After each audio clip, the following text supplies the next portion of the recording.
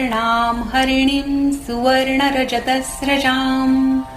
चन्द्रां हिरण्मयीं लक्ष्मीं जातवेदो म आवह तां आवह जातवेदो लक्ष्मीमनपगामिनीं यस्यां हिरण्यं विन्देयं गामश्वं पुरुषानहम् अश्वपूर्वां रथमध्यां हस्तिनादप्रबोधिनीं श्रियं देवीमुपभये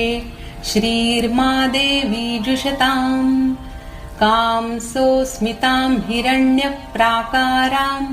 आर्द्रां ज्वलन्तीं तृप्तां तर्पयन्तीं पद्मे स्थितां पद्मवर्णां तामिहोपभये श्रियम् चन्द्रां प्रभासां यशसा ज्वलन्तीं श्रियं लोक